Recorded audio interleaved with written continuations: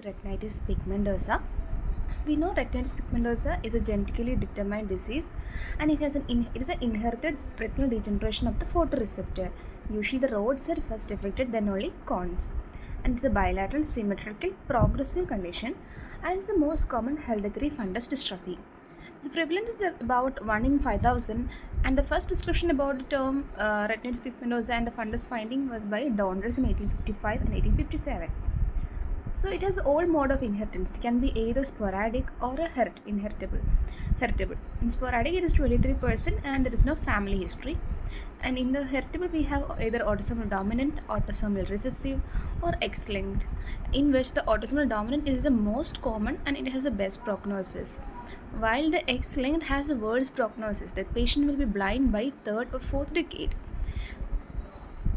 And as you already mentioned, autosomal dominant has the best prognosis, and the central vision is retained till 60 years. And autosomal recessive and sporadic has a more favorable prognosis, while the X-linked recessive has the worst prognosis. It has a rapid progression, and by fourth decade, the patient will be completely blind. So talking about the pathogenesis, primarily because of the genetic mutations, it first affects the rods, and then the cones are affected.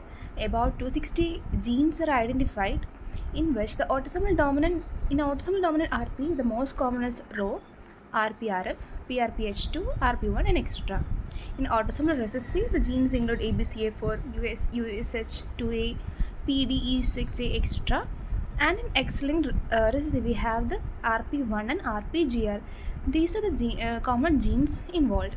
So, because of any mutation in any of this gene, the rods are first affected, and then the cones degenerate. Finally, the retinal pigment epithelium and ganglion cells got damaged, and finally, vision loss will result. So, because of any inherited genetic mutations, as we already mentioned, rod photoreceptors are degenerated, cone is degenerated, all of which many inflammatory markers are released, and the microglia is activated, and there is a neuroinflammation. Then retinal pigment epithelium, ganglion cells are degenerated, and inner retina is disorganized. There will be vascular remodeling like vasoconstriction and reduced blood supply, and progressive vision loss. So because of genetic background and environment factors, there is a microglial activation and a vascular dysfunction. Microglial activation means it can become this microglia usually in the inner retina. It can migrate to the outer retina where the damage is happening. It can become phagocytic. It can kill it can remove the remaining photoreceptors, and it has a increase the inflammatory status overall. And vascular dysfunction, normally retina has a vascular autoregulation which will be lost, and because of the death of these rods and cones, the metabolic demand or the oxygen demand is reduced, and there is a state of hyperoxia. And finally, there is retinal atrophy. This is the retinal and vascular dysfunction. This is retinal vascular remodeling, choroidal vascular remodeling, reduced retinal blood flow, and altered hemodynamics. And there is a state of altered oxygen homeostasis because of the loss of this autoregulation, which will lead to disease progression and vascular changes.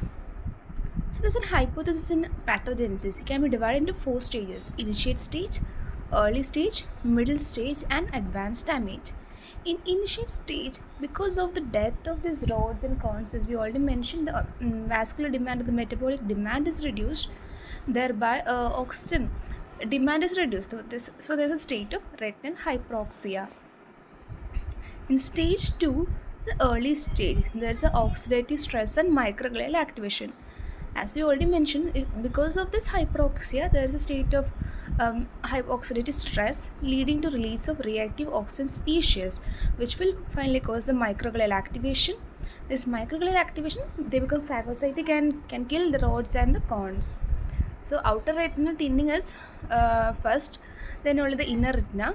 This hyperoxia can induce can lead to retinal vasoconstriction. Initially, it is mainly affecting the deep capillary plexus in this stage, and there will be macular microvascular abnormalities also, which is leading to the retinal degeneration. Then we have the middle stage. It is a state of retinal ischemia. As you already mentioned, there's a vasoconstriction, there's a deep capillary plexus involved. Then the superficial capillary plexus is also involved. Because of the reduced blood supply, there is an inner retinal ischemia and leading to ganglion cell loss. And finally is the advanced stage. Advanced stage is a stage of chronic ischemia. Because of the reduced blood supply, there is a total RP atrophy and the Brooks membranes damage. There will be pigment migration and severe retinal degeneration. This is the end stage.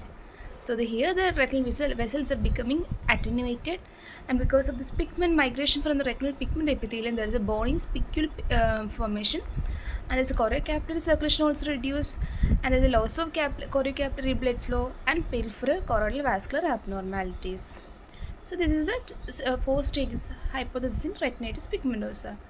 So in detail, there's an inherited mutations or a sporadic mutations which is leading to abnormal photoreceptor protein production, all of which will result in retinitis pigmentosa, and the findings include either a mild arterial narrowing or a severe arterial narrowing.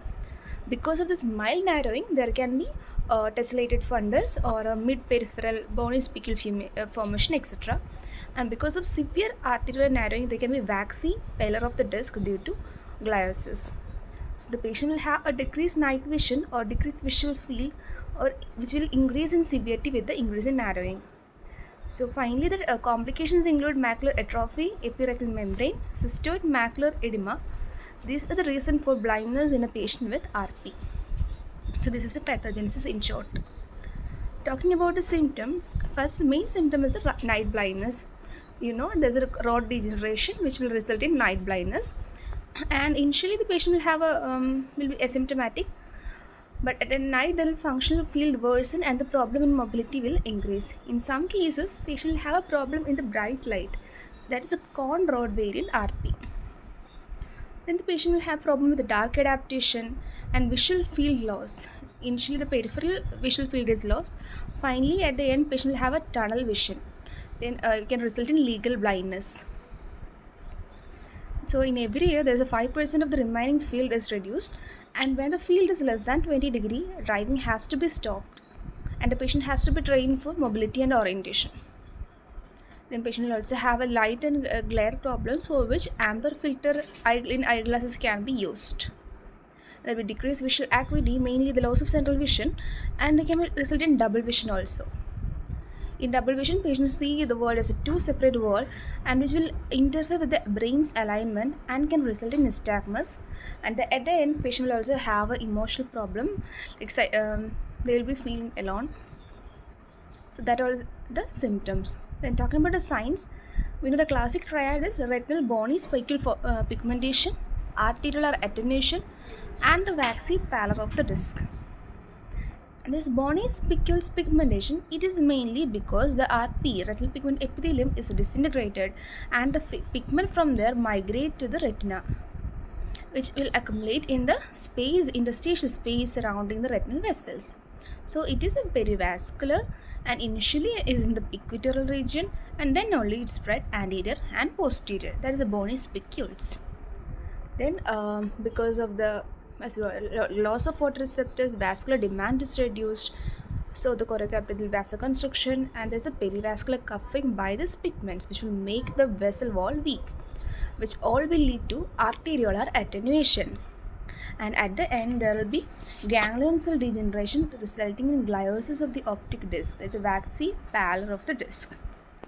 Then there will be tessellated fundus because of this unmasking of the large choroidal vessels.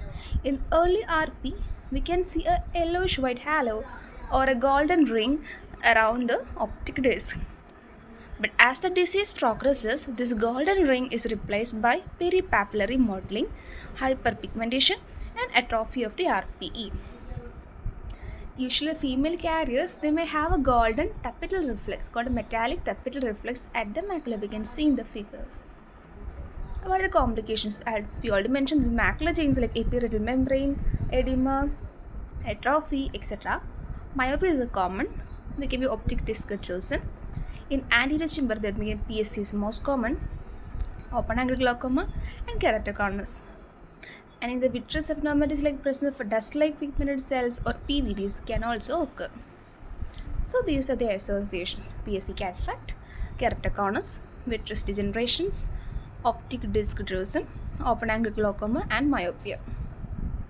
So there's an atypical form of retinitis pigmentosa, which can be associated with syndromes like Usher syndrome, Kearns-Sayre syndrome, Basin-Conspic syndrome, Refsum syndrome, Bardet-Biedl syndrome, or it can be non-syndromic like retinitis pigmentosa sign pigmento, retinitis punctata albicans, sectoral retinitis pigmentosa, Leber's congenital amaurosis, and pigmented paravenous choroidal atrophy. So talking about the Usher syndrome, in association with the retinitis pigmentosa, the patient will be having a congenital sensorineural hearing loss. In Kearns-Sayre syndrome, there will be mitochondrial myopathy, there will be chronic progressive external ophthalmoplegia with a ptosis with RP and heart block. Basin-Conspic syndrome or the abetalipoproteinemia, the patient will be having a problem with the fat absorption, there can be failure to thrive in infancy, there can be ataxia, spinocerebellar ataxia, retinitis pigmentosa, and acanthocytosis in blood picture. In Refsum disease, there is accumulation of phytanic acid with cutaneous, neurological, and visceral manifestation. And in the Bardet-Biedl syndrome, patient will be having a RP with hexadactyly, with obesity, hypogonadism, and intellectual problems.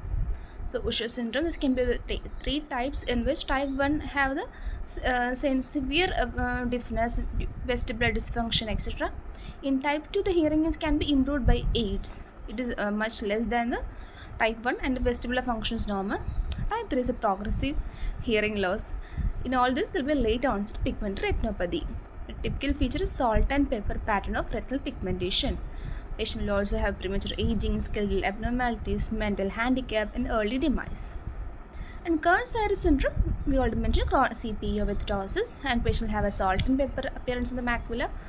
There will be modest visual field construction, and the rod and cone ERG reduce modestly, and there is a cardiac conduction block. In Basin-Conspic syndrome is the abetalipoproteinemia, fat and fat cells are reduced. We already mentioned failure to thrive and thorny red cells. Refsum syndrome, same only. Bardet-Biedl also be explained. There's a bullseye maculopathy in cone rod dystrophy. Talking about the non-syndromic, there can be retinitis pigmentosa sign pigmento, that is absence of the pigment. Everything is same as RP, but the pigmental changes are absent. In retinitis pigmentosa albicans, there can see there are whitish yellow spots, mainly numerous at the equator, and macula is often spared, and there is arterial attenuation. Nyctalopia and progressive field loss can occur. In sectoral, only a quadrant of the retina is involved, and it has a slow progression and can be also unilateral. In pigmented paravenous choroidal atrophy, there are paravenous bony specular pigmentation together with the sharply outlined zones of choroidal atrophy that follow the course of major retinal veins. As the name said, it is around the major veins. Then it is asymptomatic and it's a non-progressive condition, and optic disc and vascular caliber, everything else is normal. Leber's is an autosomal recessive condition, and it is a severe form of rod cone dystrophy, and it is common as genetically defined cause of visual impairment in children. ERG is non-recordable in early cases, and systemic association like epilepsy, skeletal malformations, mental handicap, deafness, CNS and renal anomalies, endocrine dysfunction can be seen. So usually the child is blind at birth or at infancy. They will have a roving eye or nystagmus, and there will be aversion to the light. And the signs include there will be diminished pupillary light reflex, salt and pepper pattern fundus, leopard spots pattern, arterial narrowing, RP changes, severe macular pigmentation or coloboma-like atrophy. And there can be a typical syndrome like a oculodigital syndrome. The child will be constantly rubbing off the eye. It will make the orbital fat atrophy within ophthalmos, and finally the keratoconus and a globus. And other associations like strabismus, hypermetropia, and cataract. The treatment includes a single subretinal injection of adeno-associated virus-mediated RP gene. Outcome depends on the age and the retinal integrity of the patient. So this is a mild pigmented retinopathy, first we can see. Then second, the macula is completely pigmented, and there is an optic disc drusen. In third figure we can see there is a coloboma-like macular atrophy, and this is a typical ocular digital syndrome. The child will be poking in the eye. And there are some other conditions which can mimic the like retinitis pigmentosa, and it's difficult to distinguish it from the advanced RP, like retinal inflammatory disease like rubella or syphilis, infectious retinitis, or autoimmune paraneoplastic retinopathy, or drug toxicity like chlorpromazine, hydroxychloroquine, thyroidazine. So these are the conditions in which it's very difficult to distinguish from the advanced RP. So that's all. Thank you.